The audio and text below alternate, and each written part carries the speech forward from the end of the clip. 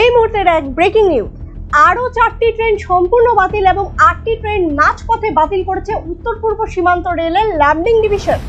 8 জুলাই রাতে জারি করা এক নির্দেশিকায় 8 জুলাই থেকে 13 জুলাইয়ের মধ্যে 4টি ট্রেন সম্পূর্ণরূপে বাতিল এবং 6 জুলাই থেকে 10 জুলাই পর্যন্ত 8টি ট্রেন মাঝপথে বাতিল করেছে উত্তর পূর্ব সীমান্ত রেলের লামডিং ডিভিশন।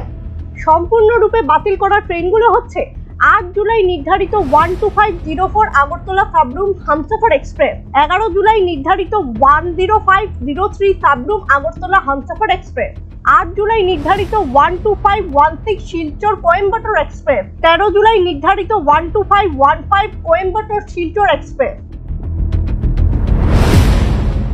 মাঝপথে বাতিল করা ট্রেনগুলো হচ্ছে 8 জুলাই শিয়ালদা থেকে যাত্রা করা 13173 শিয়ালদা সাবরুম কাঞ্চনজঙ্ঘা এক্সপ্রেস লামডিং স্টেশনে করা হয়েছে বাতিল।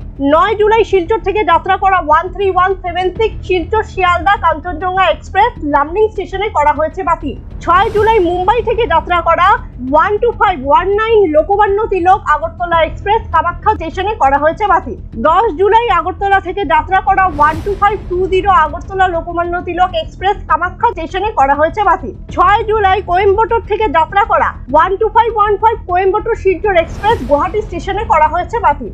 10 জুলাই শিলচর থেকে যাত্রা করা 12508 শিলচর ত্রিবান্ধম সেন্ট্রাল এক্সপ্রেস গুয়াহাটি স্টেশনে করা হয়েছে বাতিল। 7 জুলাই ফিরোজপুর থেকে যাত্রা করা 14620 ফিরোজপুর আগরতলা এক্সপ্রেস লামডিং জংশনে করা হয়েছে বাতিল এবং 10 জুলাই আগরতলা থেকে যাত্রা করা 14619 আগরতলা ফিরোজপুর এক্সপ্রেস গুয়াহাটি স্টেশনে করা হয়েছে বাতিল।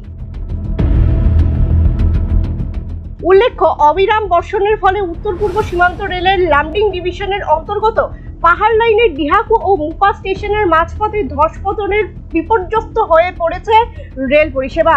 মাঝপথে আটকা পড়েছে অসংখ্য ট্রেন। এমন অবস্থায় চরম দুর্ভোগে পড়েছেন হাজার হাজার যাত্রী।